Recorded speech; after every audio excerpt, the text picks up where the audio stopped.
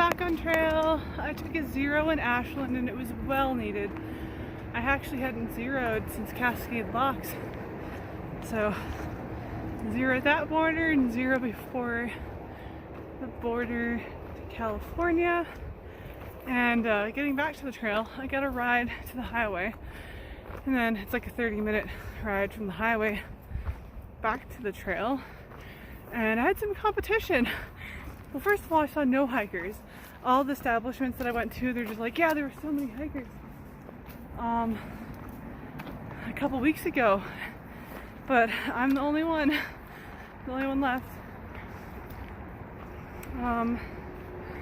But trying to get hitched back to the trail, I had a homeless guy and a dog also there, and this girl with a guitar case got out of a van getting off the highway and then crossed the road towards me and was saying she was trying to get, I don't even know where, she was just kind of babbling on, but I had some non-thru hiker competition to get a ride. That made it take a while. Ended up getting a ride and this couple doing van life. They had a cute little van. The guy was from Spain, the girl was from Mexico, and they're just doing a tour of the US. They were going to take the main highway down, but they decided to take the little side highway that goes straight to the trail, so I didn't have to do all that extra walking. They were so nice. It was so cool of them to do that. So last night I got to camp in the dark at like 7:40. It was like just barely dusk. And then this morning I woke up and packed up in the dark, left at 6:30, and it's so disheartening because, you know, when I started heading southbound it was light at like 4:30 and then it didn't get dark until 9 something, like dark, so. And then I camped alone again. I guess this is going to be the reality for the rest of my hike. Camping alone and setting up and breaking down in the dark. And then so I camped at this little road intersection. There's a really nice tent spot there. But 3 cars passed me by really slowly. You could tell they were like looking and trying to figure out like who's there. Oh, and then I think there's might be, I guess it's too dark to see right now, but there might be an, like, I want to think an ultra marathon or something happening, because they are, there's, for like the past 10-15 miles, there's been little clothespins with streamers attached to them, and there's like a little reflective bit at the bottom of them.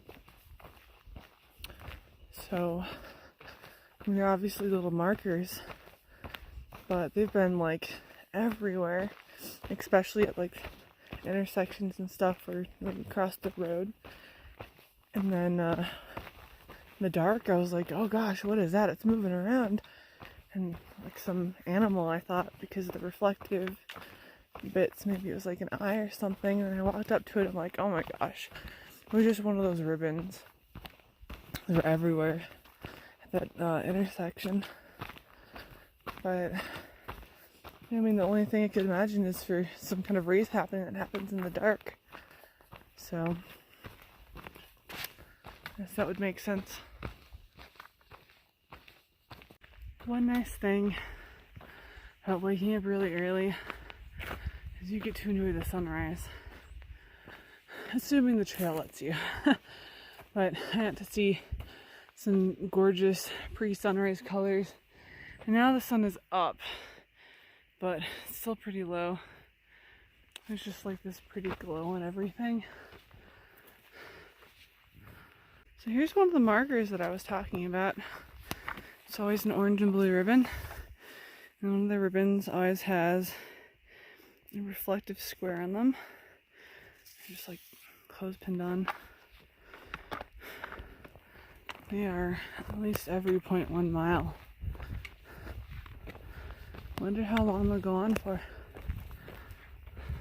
There is a cow in my path, and it's on the trail. I don't know if there's more, and I'm yelling at it, and it's not moving, and cows scare the shit out of me. I'm scared. I do not want to approach it. I want it to go. I have been chased by angry cows before, and cows can be dangerous. I want this guy to move. Come on, cow. Let's move. I was walking at it, seemed to, it's trotting off. There's just one cow by itself. Sorry, this is so shaky. I'm kind of shaky. Alright, I'm glad he moved.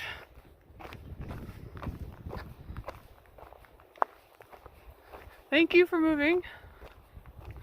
Well, that cow encounter went a lot better than I was expecting it to. But one thing I'm concerned about is my Gut Hook app not being able to switch over to California. It seems I can't switch sections of the map if I don't have data. So that was a problem before, and I switched it, or I was trying to, and the app just freezes and it doesn't let me switch anything. And I was like, oh no, I just wanted to look at what's coming up in Oregon when I was in Washington, and then it turns out I couldn't switch it back, and that was really scary. And after restarting my phone and trying it so many times, eventually just opened back up into Washington. But I don't get the option to switch maps. And I'm coming up on the border in 7 miles, and I don't have service to be able to switch that. So I don't know what's coming up. I don't know about the water situation. If I don't get service to switch it over, I could be in a bad situation, or I'll just be carrying a stupid amount of water. But I really wish that I took screenshots of the Northern California section and saved them onto my phone before heading off. A whole herd of cows over there. I just, they were right up ahead. So this is so shaky. But I just yelled at them and they all started moving. I feel much better. Come on, cows, keep going. I saw a bunch of cow pies and I was like, oh wow, cows. Alright. Here, moving along. Good, good. That's what I want them to do. Hope they get off the trail and don't just continuously follow it. That'll be a pain. Oh my gosh, it's like a minefield with cow pies.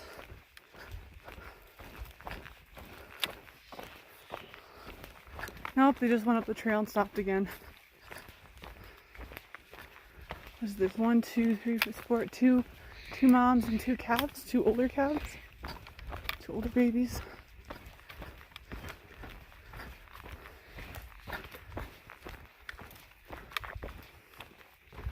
Oh, there's more up there. That was a whole bunch up there.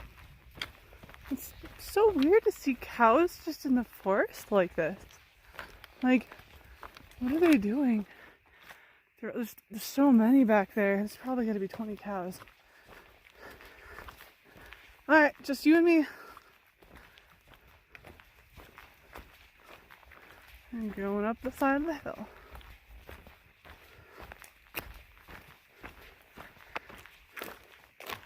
Round 2 won by Saucy Minx. Actually, that tan one's really pretty. Oh, that one has big horns up there. Huh. Well, that sure was interesting. And this is it. This is California. Is it right there? Ah! The new state! Woo! New state! Bunch more cows down there. Sounds like one of them is wearing a cowbell.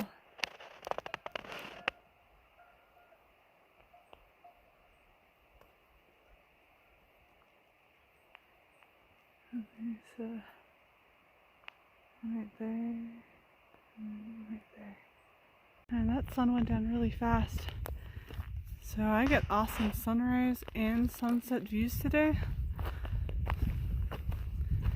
In like the span of like 45 seconds, the sun went from just touching the horizon to being completely gone.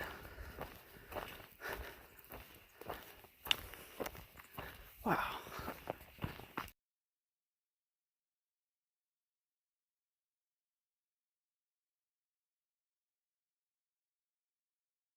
I was really not expecting to see a horse, but suddenly there's a horse.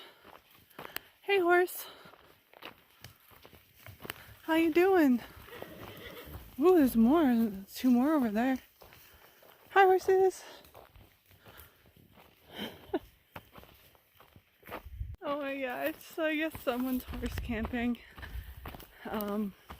There's 3 horses and I just had them loose. And I looked over and there's this like shirtless guy in a sleeping bag, half out of it, just waves at me. So I'm like, good morning.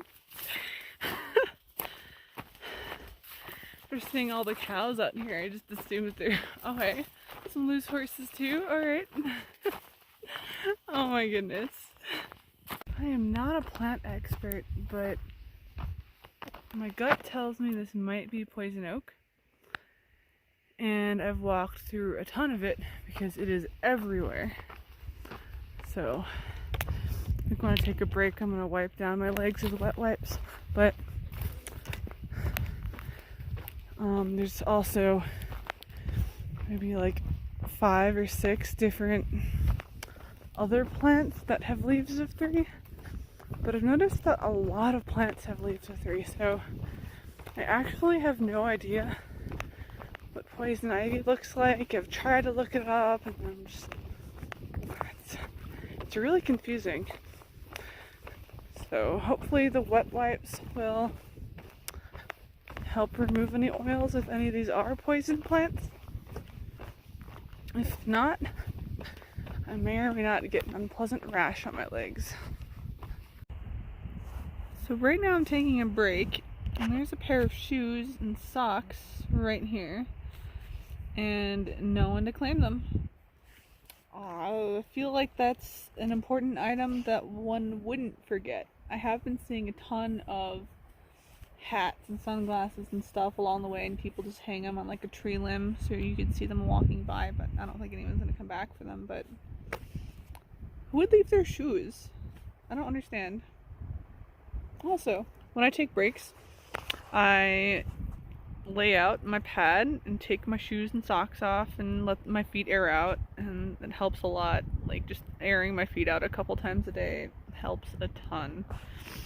And then I'll usually do some stretches and have a snack.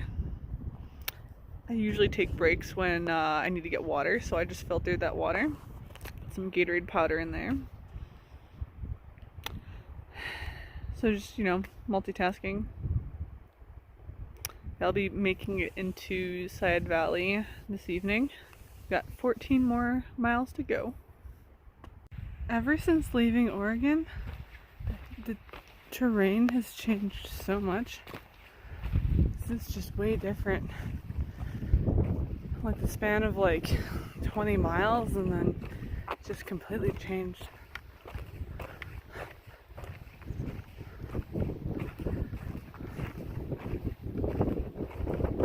There's a storm over there. I can tell that it's raining, and it's been slowly getting closer for the past hour, and the winds have really picked up heading my way from there, so I hope I can get around it, otherwise I'm just gonna get rained on soon.